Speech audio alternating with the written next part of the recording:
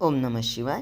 आजच्या चौथ्या भागामध्ये कथेकरी चंचुलाला उपदेश करतात की जगातील माणसं आणि स्त्रिया हे पतनशील असतात. आपण जे कर्म करतो त्याचं अव्यक्त फळ प्राप्त होतं आणि कालांतरानं ते व्यक्त स्वरूपाला येतं. तू शिवपुराण सुदैवानं ऐकलं आहेस. त्यातील एक कथा ऐकून तुला आपल्या वागण्याचा पश्चाताप झाला. तुझ्या अंतःकरणातील विवेकाचा दीप प्रज्वलित झाला. आता तुझ्या मनामध्ये पापाचा विचार देखील निर्माण झाला तर तुला याची फळं भोगावी लागतील. शिवकथेचा महिमा अगाध आहे. जे शिवकथेचं परमश्रद्धेनं श्रवण करतात त्यांच्या मनात पापाचा लवलेश निर्माण होत नाही. तरी तू आता शिवाची उपासना करायला सुरुवात कर. मन शुद्ध झालं की शिवजी प्रसन्न होतात. पश्चातापानं शुद्ध झालेल्या त्या चंचुलाच्या डोळ्यातून आनंदाश्रू वाहू लागले. तिला आपल्या पापी स्वभावाची सारखी भीती वाटत होती. तिला आता शिवजींची उपासना करून आपणास आता आनंदाची प्राप्ती होणार हे जाणवू लागलं होतं. तिनं गोकर्ण क्षेत्रीच राहण्याचा विचार केला. आपण आता शिवपुराण संपूर्ण ऐकावं असं तिला वाटू लागलं होतं.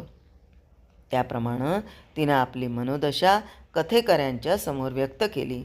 त्यांनी सांगितलं, एका कथेनं तुझ्या मनात वैराग्य निर्माण झालं. शुद्ध मनानं संपूर्ण कथा तू ऐकल्यास तर तुझ्या हृदयात दडून बसलेलं पाप नाहीसं होईल. यासाठी साक्षी भावानं तुलाच तुझ्या हृदयाचा शोध घ्यावा लागेल. चंचुला आता गोकर्णामध्ये राहू लागली.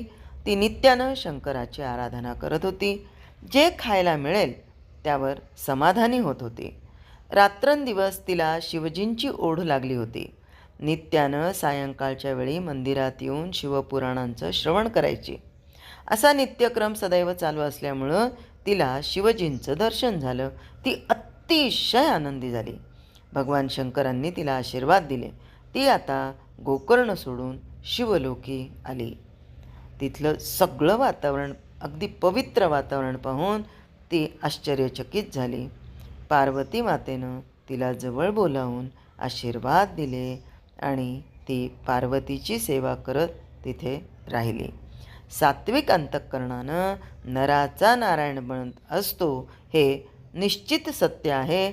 आपणही प्रत्येक पाऊल सत्यानं पुढे टाकूया का? ओम नमः शिवाय.